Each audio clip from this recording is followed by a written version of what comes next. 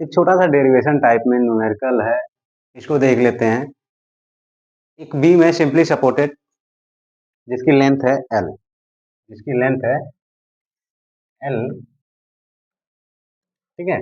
इसके पूरे स्पैन पे, इसके पूरे स्पैन पे डब्लू लोड लगा हुआ है, डब्लू पर यूनिट लेंथ, यानी हर 1 मीटर पे जो लोड लग रहा है वो सेम होगा, यानी यूनिफॉर्मली डिस्ट्रीब्यूटेड लोड है, तो वो क्या होता है, अगर सेम होता है, ठीक है। तो इसको हम लोग चलिए फाइंड करते हैं। तो अब ये जहाँ जाहिर सी बात है सिंपली सपोर्टेड बीम है, तो सबसे पहला काम हमारा इसमें क्या होगा, रिएक्शन फाइंड करना। तो ठीक है, चलो चलते हैं रिएक्शन ही फाइंड कर लेते हैं। रिएक्शन फाइंड करेंगे, summation of vertical force equal to 0, ये रिएक्शन हमारा हो जाएगा आर ए, और ये रिएक्शन हमारा हो जाएगा आर बी, ठीक है। तो यहाँ पर देखे जाए,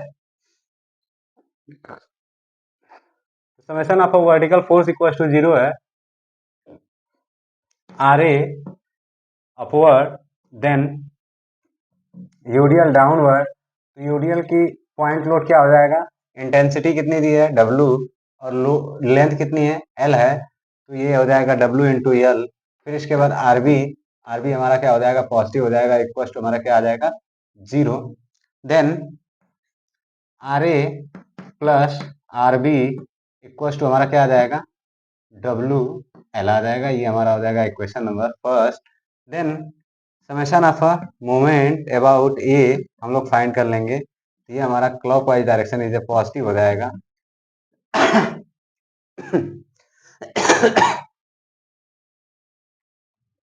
फिर इसके बाद हम लोग क्या करेंगे, चलिए फाइंड करते हैं, minus R B into L,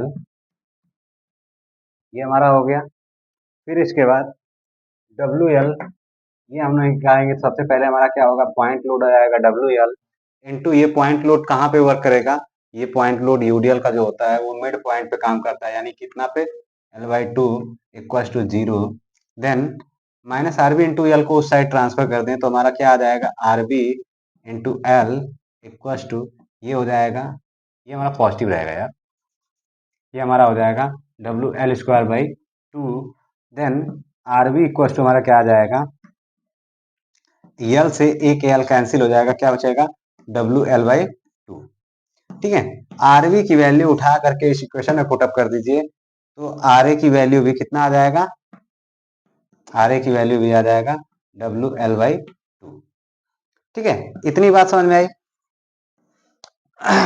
अब इसके बाद हम लोग चलते हैं shear force and bending moment diagram को कैलकुलेट करते हैं कैसे किया जाए, ठीक है। तो यहाँ पे हम स्टेप 1 में चलते हैं, ठीक है, स्टेप 1। स्टेप 1 में जब चलेंगे तो हम सबसे पहले हमारा क्या काम होता है, सबसे पहले एक होता है सेक्शन कंसीडर करना और इसकी लेंथ एक्स लेना, ये हमारा क्या हो जाएगा, सेक्शन एक्स एक्स हो जाएगा, क्लियर। अब इसके बाद क्या करते हैं, एक नया डायग्राम ड्रा करते हैं। नया डायग्राम जब ड्रा करेंगे तो ये हमारा आ जाएगा कुछ इस तरीके से, ये हमारा हो जाएगा, ये डब्लू पर यूनिट लेंथ हो जाएगा, ठीक है, पर यूनिट लेंथ हो जाएगा। और ये हमारा आर बी की वैल्यू कितना आया है, आर बी इक्व टू आया है डब्ल्यू एल बाई 2 आया है। ये हमारा सेक्शन एक्स एक्स हो गया, और यहाँ से यहाँ तक की जो डिस्टेंस हमारी क्या हो जाएगी, एक्स हो जाएगा, क्लियर, ठीक है।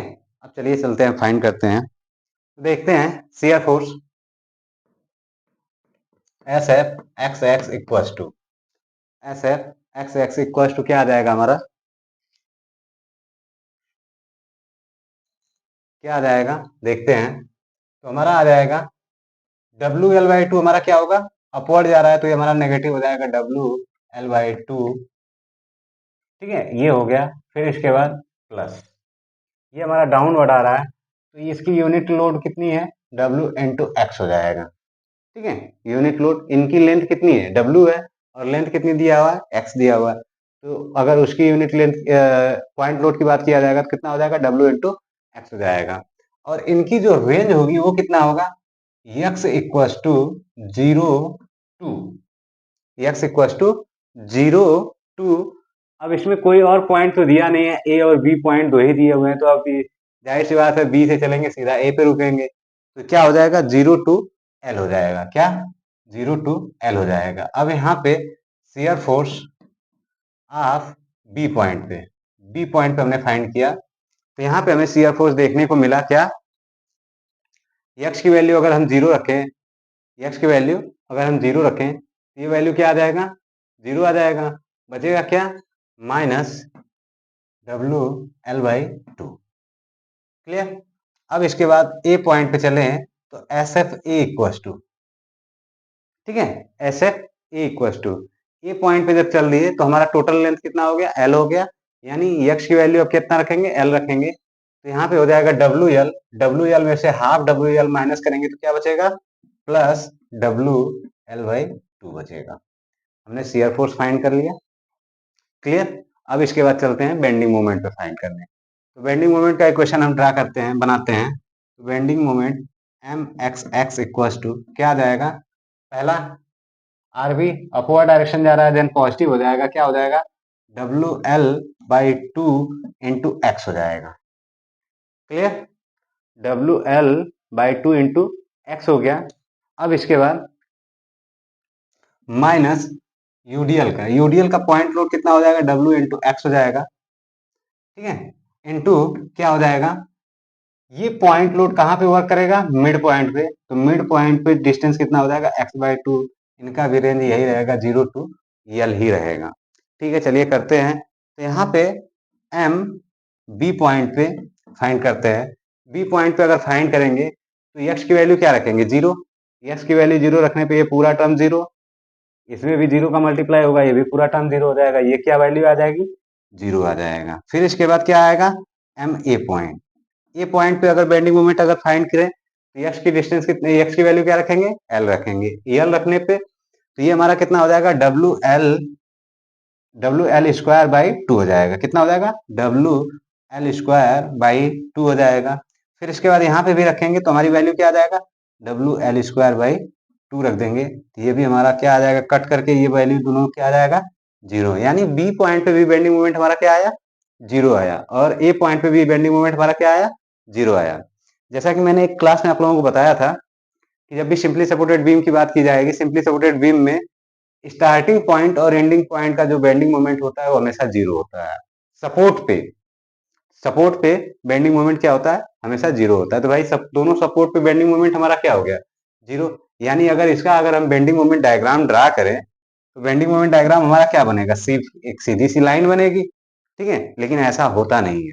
ठीक है, इसमें हम लोग क्या करेंगे, एक और थोड़ा सा कंडीशन अप्लाई कर लेंगे कि हम बेंडिंग मोमेंट कहाँ पे निकाल लें, एक्स इक्वल्स टू किसी एक डिस्टेंस पे निकाल लीजिए, एक्स इक्वल्स टू किसी कोई भी डिस्टेंस निकाल लीजिए, L by to, L by five, L by six, जो भी रखना हो आपको रख के निकाल सकते हैं। ठीक है, हमने क्या किया, एकदम मिड पॉइंट पे निकाल लिया, तो X equals to L by two रखा, तो यहाँ पे एम ए इक्वल्स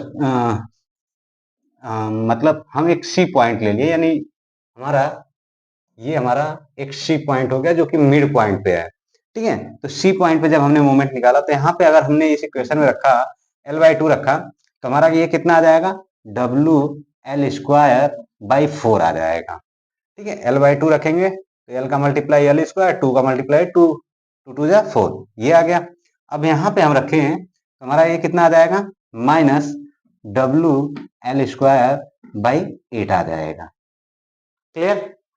अब इसको हम अगर सब्ट्रैक्ट करें तो सी पॉइंट पे हमारा मोमेंट कितना आ जाएगा, W L square by eight आ जाएगा, वो भी पॉजिटिव में, यानी इसका कुछ ना कुछ बेंडिंग मोमेंट तो आएगा ही आएगा, यानी बी पॉइंट पे जीरो और ए पॉइंट पे जीरो है, उससे हमें घबराने की आवश्यकता नहीं है। ठीक है, सी पॉइंट पे हमने निकाला तो इतना आ गया, और भी कोई पॉइंट निकालना चाहते हैं आप उस पर भी निकाल सकते हैं, कोई दिक्कत नहीं है। यहाँ पे हमने सब फाइंड कर लिया, एम सी इक्वल टू हमारा डब्ल्यू एल बाई टू आ गया, W L square by eight आ गया।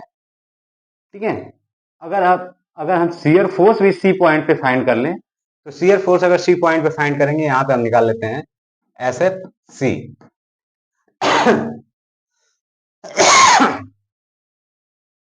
सी पॉइंट पे फाइंड किया तो अब देखें सी पॉइंट पे जब फाइंड करेंगे तो एक्स की वैल्यू क्या रखेंगे, X equal to L by two रखेंगे, तो यहाँ पे एल बाई टू रखेंगे तो minus W L by two फिर इसके बाद प्लस यहाँ पे रखेंगे तो WL/2 आ जाएगा, यानी सी पॉइंट पे हमारा बेंडिंग मोमेंट कितना, शियर फोर्स कितना आ जाएगा, 0 आ जाएगा। ठीक है, अभी इस चीज को हम अभी एक चीज वेरीफाई कराएंगे आपको, पहले फिगर ड्रा कर लेते हैं। फिगर ड्रा करते हैं तो सबसे पहले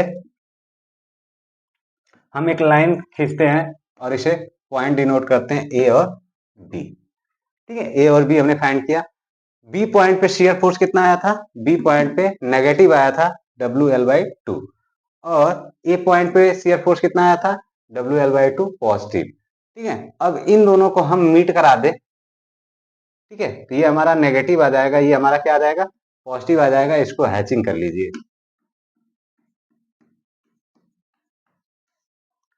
ठीक है, ये हमारा हैचिंग हो गया, और इसको अगर हम लिखना चाहें तो लिख सकते हैं WL/2, और यहाँ भी लिख सकते हैं WL/2। ठीक है, ये हमारा हो गया, ये हमारा सी पॉइंट है। ठीक है, सी पॉइंट है, इस बात का देखिएगा, बताते हैं अभी। अब इसके बाद बी पॉइंट बेंडिंग मोमेंट के लिए आते हैं। तो बेंडिंग मोमेंट पे ए पॉइंट पे भी 0, बी पॉइंट पे भी 0, तो छोड़ देते हैं। सी पॉइंट पे हमारा कितना है, WL²/8, यानी सी पॉइंट पे हमारा कितना है, WL²/8। तो अब इसका जो फिगर बनेगा वो हमारा कुछ इस तरीके से बनेगा। क्यों, क्योंकि यहाँ पे लोडिंग जो है, यूडियल लगा हुआ है। यूडियल के लिए बेंडिंग मोमेंट क्या था, पैराबोलिक था। तो यहाँ पे हम ए और बी लिख लेते हैं, ये हमारा सी पॉइंट हो गया, और इसको हम लिख सकते हैं WL²/8 लिख सकते हैं। ठीक है, ये हो गया। अब एक चीज का ध्यान दीजिएगा, देखिएगा, शियर फोर्स जहां पर 0 होता है, ठीक है, शियर फोर्स जहां पर 0 होता है, वहां बेंडिंग मोमेंट क्या होता है, मैक्सिमम होता है। इस बात का ध्यान दीजिएगा। या ये भी कह सकते हैं कि शियर फोर्स जहां पे अपना साइन चेंज करे, ठीक है, शियर फोर्स अपना जहां पे साइन चेंज करे, इस तरीके से भी कह देता है, कभी कभार क्वेश्चन कहता है। ठीक है, कि जहां पे साइन चेंज करता है वहां पे हमारा बेंडिंग मोमेंट क्या हो जाता है, मैक्सिमम होता है। वो चाहे पॉजिटिव हो चाहे नेगेटिव हो, उससे नहीं मतलब है।